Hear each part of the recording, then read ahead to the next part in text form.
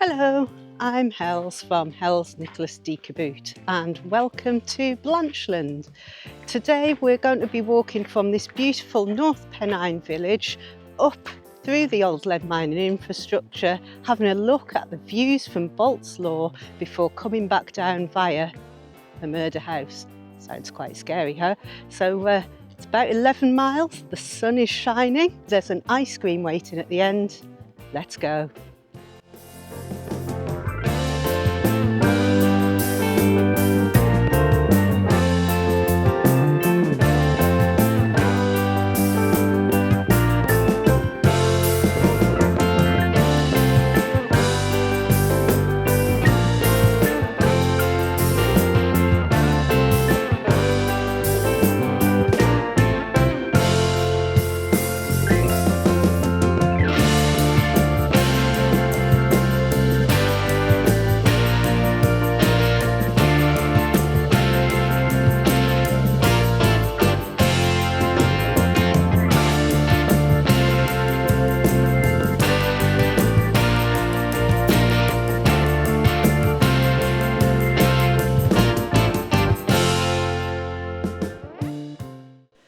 Blanchland Abbey was founded in the late 12th century for Premonstratensian canons, a monastic order devoted to prayer and pastoral care. For several centuries, it was the spiritual heart of the valley until the abbey was dissolved under Henry VIII in 1539. Much of the complex was dismantled, with stone reused in the village, but the abbey church itself was spared from ruin. Remarkably, it continues to serve the local community today as their parish church, standing as St Mary's. Centuries of change have shaped the building, from medieval arches to restorations, and it carries the quiet atmosphere of its monastic origins, linking the present village with its medieval past.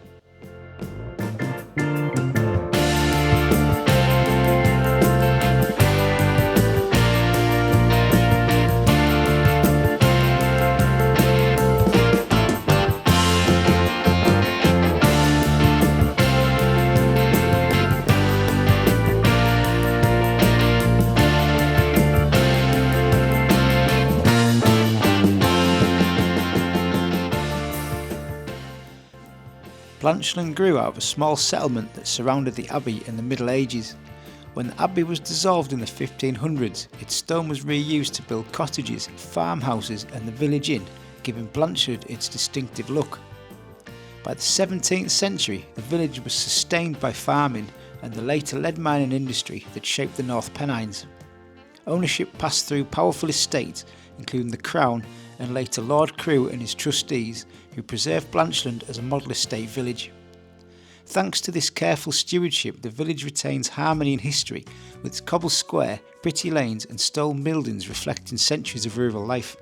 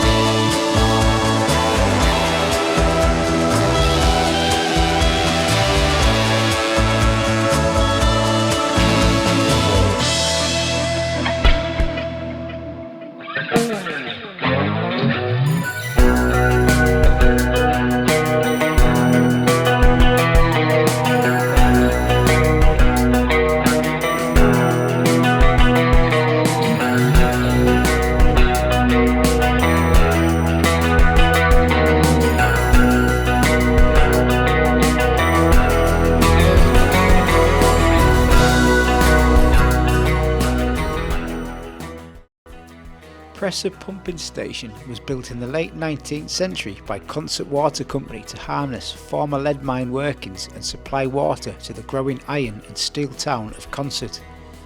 The complex includes a sandstone engine house, a pumping house and a 20-metre tall chimney, all designed with a solid, functional character and industrial architecture of the period. Its location on the edge of Ramshaw Moor above Blanchland was chosen for the underground water sources left behind by mining activity. Though now abandoned, its striking monument to the engineer that linked the remote uplands of the North Pennines and the heavy industry of County Durham.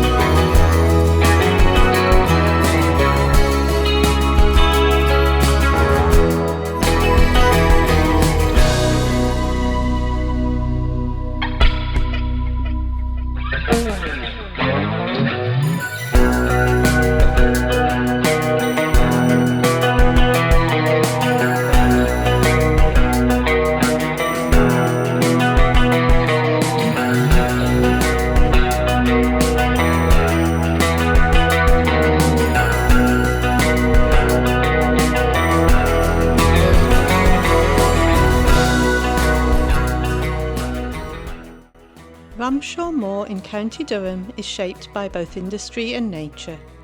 Stretching across the Pennines, it was once part of the region's lead smelting network, with long stone flues built in the heather to carry fumes away from the valleys below.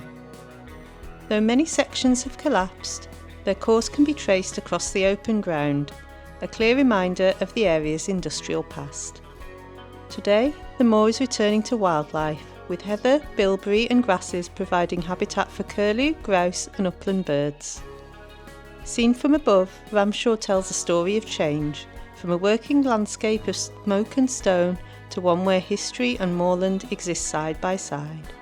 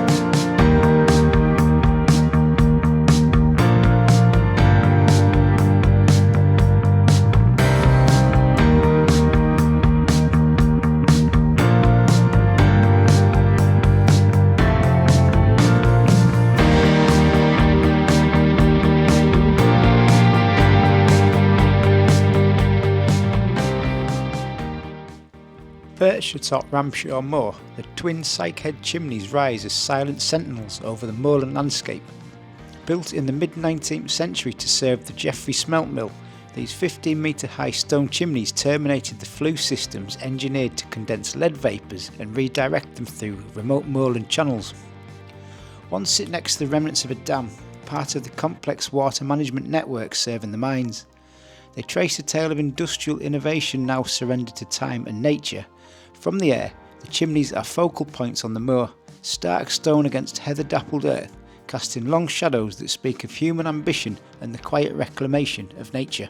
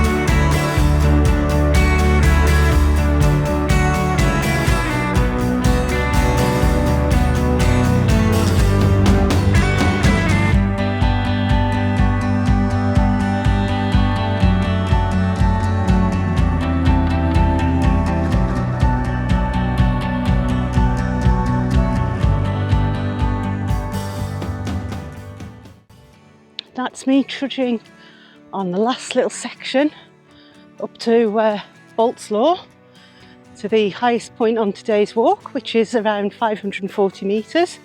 And the benefit of this walk, with many of the walks that we do, is that you start part way up. So today's walk starts at Blanchland, 240 metres, and that means you've only got 300 metres to go to get to the highest point. Although it does feel like a lot more climbing than that when you're trudging up little by little, as we are today. But the joy is you then get to go back down all of that. So we're nearly there. Let's go and have a look at the top and the views. Climbing up through the open moorland, Boltslaw rises above the North Pennines with sweeping views in every direction. The path to the top winds through heather, grasses and weathered stone, shaped by centuries of grazing and harsh upland weather. At 540 metres, the summit is marked by a trig point, offering a panorama over the dales, reservoirs and rolling ridges stretching into the distance. You feel exposed to the vast openness of the moor, where the colours of the land shift with the seasons: purple summer, golden in autumn and dusted with snow in winter. Boltslaw today stands as both a natural high point and a window into the rugged beauty of County Durham's uplands.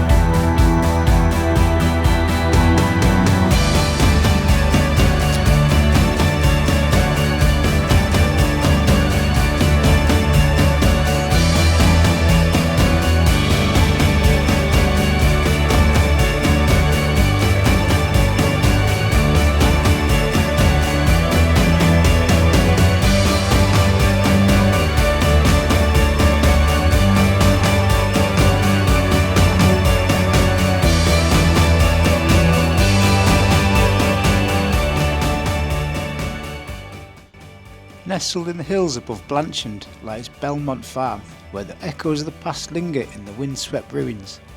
Once a thriving homestead, it now stands abandoned, its stone walls weathered by time and windows staring blankly across the moors. Belmont's history is far from ordinary. In 1879, Robert Snowball, a young farmer, took on the tenancy of the farm, living there with his parents and housekeeper, Jane Barron. On New Year's Eve, Robert was found brutally murdered in the byre, his skull crushed by a heavy hammer. The crime rocked the local community, and Jane was arrested but later acquitted due to lack of evidence.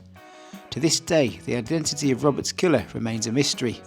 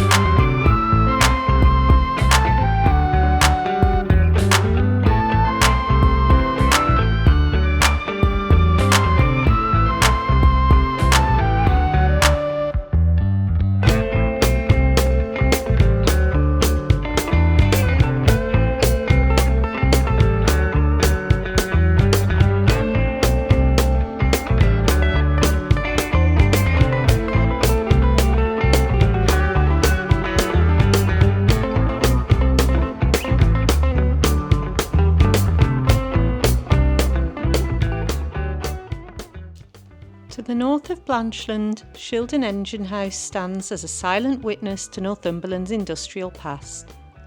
Built around 1805, it once housed a steam-powered pump that drained the local lead mines, letting miners work the depths below. Its sturdy stone walls and towering Cornish-style chimney reflect the engineering skill of the era. Later converted into housing, it was abandoned over a century ago, yet it still whispers the stories of a once thriving mining community. Today, as a protected monument, the Shildon Engine House endures as a haunting reminder of a bygone industrial age.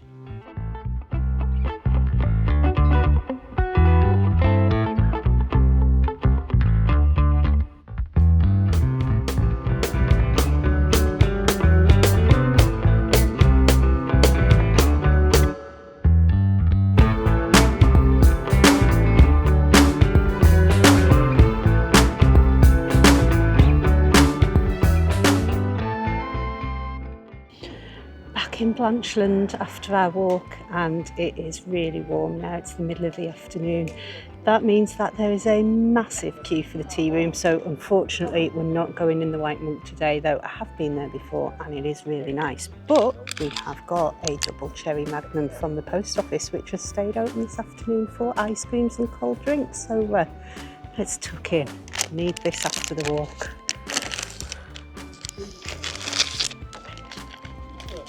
Great little spot out on these picnic benches to just sit and watch the world go by at the end of your walk. Rest your tired legs.